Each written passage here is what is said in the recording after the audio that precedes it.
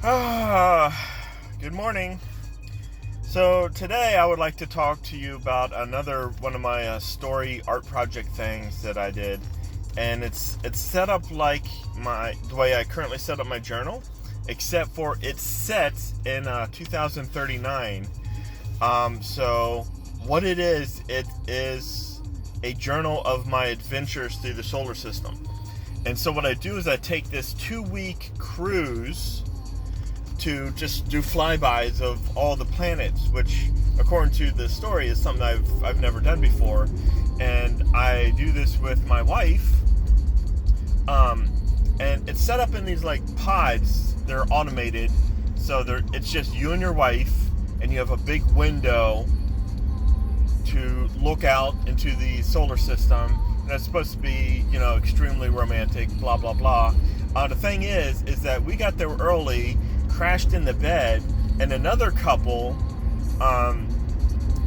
they were extremely late, and right before the doors closed, because remember I said this was all automated, so right before the doors closed, they jumped in really fast, and obviously they didn't see us sleeping in the bed, and so it takes off, and after it's, too late to do anything, both couples realize that, hey, we're not alone here. And so for the next 2 weeks, we have to get to know each other and deal with each other and and stuff like that. And you would think that, whatever company is putting this on, that they would have had things to make sure this didn't happen. But that's just part of the story. So it's just my journal of the things I see and the things I do, and just me commenting about things. Like we see an Eden pod shoot past us. Well, I also explained what an Eden pod is. An Eden pod is it's full of genetically modified bacteria that we shoot off to extremely far distant planets, that the bacteria will survive on that planet. We already know there's no life there. Once it crashes on the planet, the bacteria can easily thrive, survive, reproduce.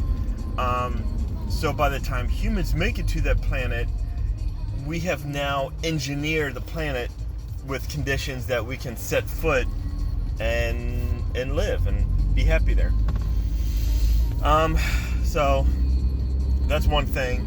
Another thing is that going through, we pass Mars, and the thing about Mars, if you read science fiction and you read, you watch movies and stuff like that, Mars tends to not like us, and bad things tend to happen. They call this the Mars curse in my story.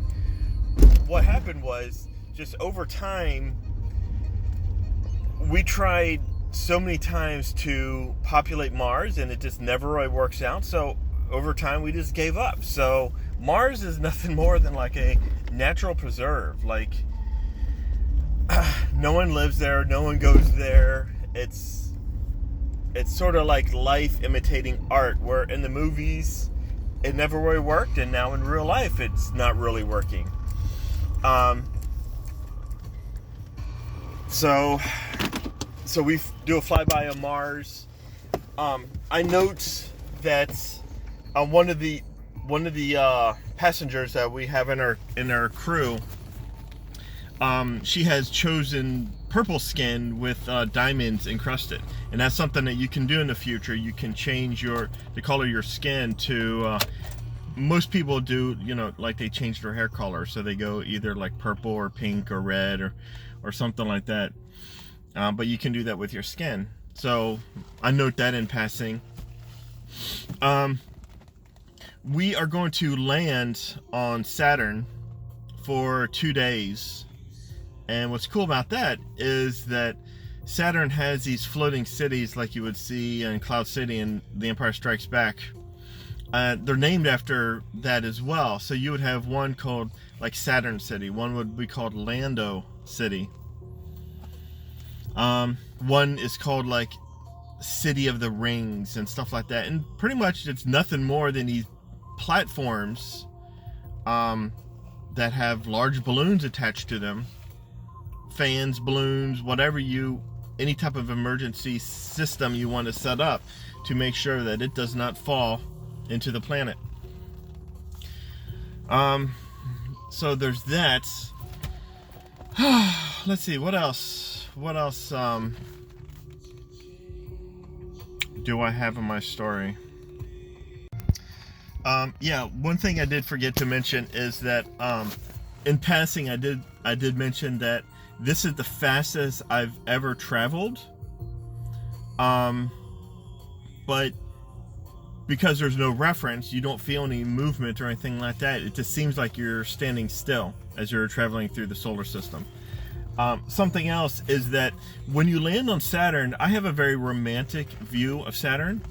I think it's a very beautiful planet. I would call it my favorite. Just in recent years, it has edged past Jupiter. Jupiter used to be my favorite.